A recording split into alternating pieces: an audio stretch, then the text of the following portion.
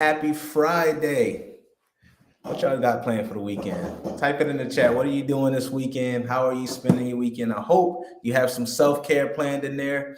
I know a lot of times we can get caught up in the work, caught up in what we have to do. But take a time to breathe. I'm going to do the same. I'm going to take some time Sunday and just relax. Saturday, I'm going to do some work, but I got something planned for the weekend where we're going to spend some time with family, my loved ones. So I hope you have that built in. Just take a moment to yourself. Take some you time. It's very important to do that every day, even if it's just for like 15 minutes. All right. So today we're talking about 7 ways to make your website mobile friendly. Now, this is important because most traffic from your site is coming mobilely, right? Someone's on their phone scrolling, looking for a solution to their issue or a product or service, right? So you got to make sure that you are tapped in on the mobile friendly side. Make sure your website is functioning properly. Make sure that it's easy to use. Make sure it looks clean. So I like to make sure that when I do a site or even when I make a simple change, I don't just look at the desktop version. I look at the mobile side. So I'm checking the tablet and the phone. You want to check all types of layouts just to make sure because things function differently than you anticipate. All right. So without further ado, I am your host, Javon Wooden, and on this Friday episode of Designing Life and Business We Don't Need a Vacation From, we're giving you 7 tips so you can get that money. That's what we want. Ultimately, we need revenue to live the life we don't need the vacation from. So, number one, you want your website to be responsive. So what that means is you optimize your website for mobile devices, like I said. When somebody clicks your menu button, you want it to open up and be clean. You want them to be able to select each choice, and you want to optimize it for touch screens, right? So you want to make sure that you test every single button click you have on that site. Make sure there's nothing cluttered. Make sure you're using white space properly, because if you don't use white space, what happens is everything looks real jumbled and cluttered. And you also want to think about your text size and the font that you're using. You want to make it so that if someone has vision issues, they can see it clearly. They can see exactly what you're saying. It's not a pretty font. You don't want like cursive or something on your white website, right? You want it to be clean and able to read. And then you want to use headers, right? Segment the different sections of your site with headers. Don't just do a wall of text. Break that text up. Make sure everything's working when you click it, and make sure that it functions properly. You don't want to click something that says coaching and it's going to your speakers page, or you don't want to click home and it goes to your fact page. So just test everything out. Have someone else test it too, because a lot of times when we're doing it or it's our site, we want everything to work a certain way. So we kind of ignore the bugs and the glitches. So test it out. Make sure it's responsive for mobile devices. Number two, user experiences. This ties into being responsive. So it's critical for your marketing strategy that the user experience is clean. Right? You don't need unused space. You don't want pictures that take up the whole screen when you're scrolling, because you want to make sure that they're getting the information they need, especially at the top of your page. You know, you have something called above the fold. Don't waste that space. Put your tagline or put whatever you do and blatantly state how you can help them, or how your product or service creates a transformation, right? Don't waste any space on your website, because what's going to happen is you're going to get a high bounce rate.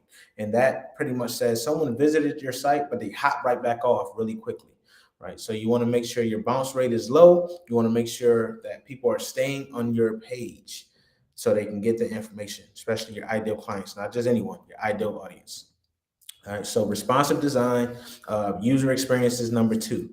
Make sure that you have like a focus group. You don't have to pay for one. Just have like your friends, your family test it out. Make sure that they can see all the text. Make sure the text is in different sizes. Bold when you need to bold so you can break it up. Use images, use videos to break up your text, but not too much, because you know that you can get penalized on that.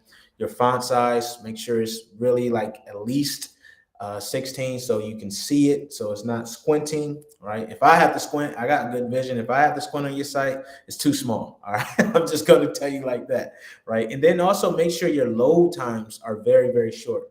And you can use something like GT metrics to test that, right? Just go to gtmetrics.com and then type in your URL, and it'll run a scan of your site, and it'll tell you how fast things are loading or how slowly things are loading, and it breaks it down to different types of content, right? So you have a number of different things you're looking for when you talk about responsiveness and user experience. If pictures are loading too slowly, right? Maybe you want to lazy load them. Maybe they're loading too slowly and people are already getting to that point. So it's just not a clean experience. It's breaking it up a little bit. You'll get penalized for that. So just test your site out, scan it, gtmetrics.com, and just see how it's performing on that, right? You can also look and see SEO, right? You can use SEO tools like SEMrush or Rank. What is it called? Rank. I forgot the name of it, but if you search SEO tools, you'll see it. But those tell you like where you're having issues at. If it's loading too slowly, if the images don't have alternate text for those of us who have issues with sight, right? You want it to be able to speak that alternate text because some people use readers. You got to think about all of that stuff. Think about the accessibility of your site. I just touched on load time, so we don't have to cover that, right? In today's fast-paced world, we know it's not that people have short attention spans, it's just that they want to get the information quicker. They want to come to your site and know exactly what's up. So they're not going to stay on it and wait for your text or your pictures or your videos to load. That's just not going to happen. Plus, people are connecting from all over the world. Maybe the Wi-Fi isn't as good in that part of the world. So you want it to be able to respond no matter what's going on, no matter where they are, right? Make sure your file sizes are small as they can be, right? Compress them where you can compress them. Do what you call minify your HTML, your CSS, your JavaScript, so it's not taking as much time to load all of that stuff. And then you want to optimize your content. Don't just put things on for the sake of putting things on your website. Right? Make sure that content is optimized. It has to be easy to read. It has to tell a story.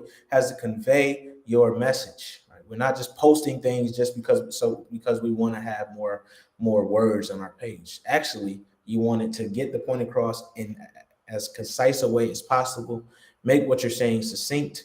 Right? Add pictures to help you out. Add videos. If you're doing a speaker, add your videos and all that other stuff. Then you can, if you have like a media page, make sure that the links load quickly, right? You don't want to penalize yourself in any way. Sometimes less is more. Just remember that with content. Voice search optimization. We're talking about our friends Alexa and Siri here, and Bixby if you're a Samsung person, right? We're talking about them. So think about how you want to show up in your voice search queries. You want to make sure that you're optimized for whatever keyword you want to be optimized. Like mine could be, business coach, marketing strategist, technology strategist, whatever. So you want to make sure that whatever keywords you want to be known for, you're optimized on your voice search. And you can get help with this. You don't have to do it yourself and set it all up. Get some help if that's important to you. So people can say, hey, Google, find me the closest business coach near me. And then you want your name to pop up in that list when they start going in.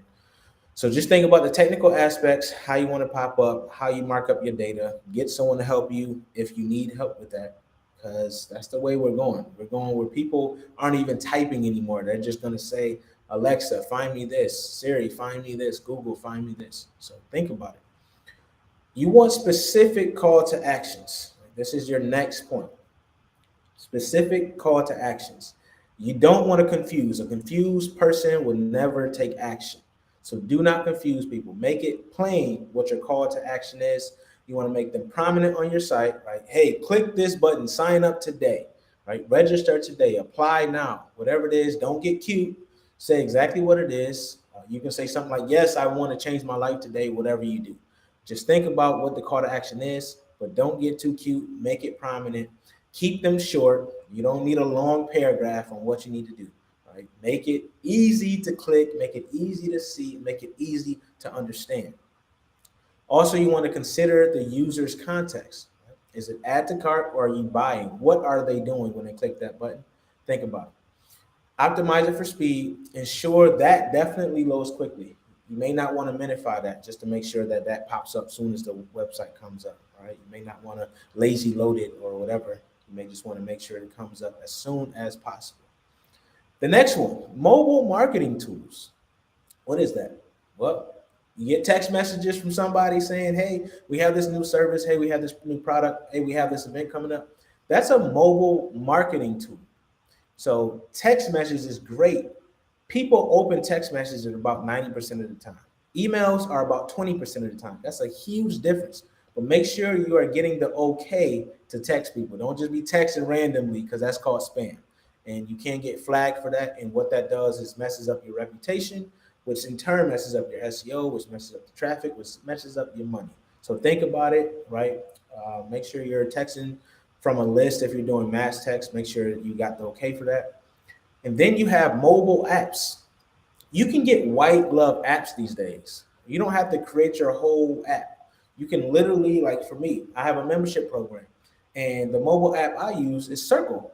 Circle is where my community is hosted. They have an app, which by proxy, I have an app for the Design Your Life and Business Club. So think about that. How can you leverage someone else's app, right? Maybe you don't want to pay right now, so it's not your white glove brand. It's not your brand right now, but you can work your way up there. I know Mighty Networks, if you're doing community, if you make a lot of money from your community, for about 30K, you can get it white glove and it'll be all your branding. Right? So I mean that if it's worth it to you, you may want to think about that because that increases your thought leadership, increases your authority. You know, it looks cleaner because it's your brand. They're not getting confused like Circle, who's that? You know, so eventually I'll get there, but not yet. But think about that when you're marketing. If you're at the point where you can afford a white glove app, people are downloading apps all the time. If you think about how information is being disseminated and delivered, an app is the perfect way. Text is the perfect way. So think about your mobile marketing strategy as well. Add those to the mix however you can. If, for instance, you're a coach, there are tons of coaching platforms where you can have an app so your customers or clients can go ahead and access the tools, carry them wherever you want them to be. So those are your 7 ways for optimizing your website and your marketing strategy for mobile devices. This is the way the world is now. Very few of us are accessing things from our desktops or our laptops. We're typically on a phone, we're typically on the move, on the go. You want people to be able to sit on their couch and connect with you. So think about how you can implement that. If you need some ideas, replay this video or reach out to me. You can email me at info@livenotloathe.com or just shoot me a DM on either social platform and I'll respond as soon as possible. That's another episode of the Design Your Life and Business Club with Javon Wooden. And I hope you have a fantastic weekend. Peace and blessings to you.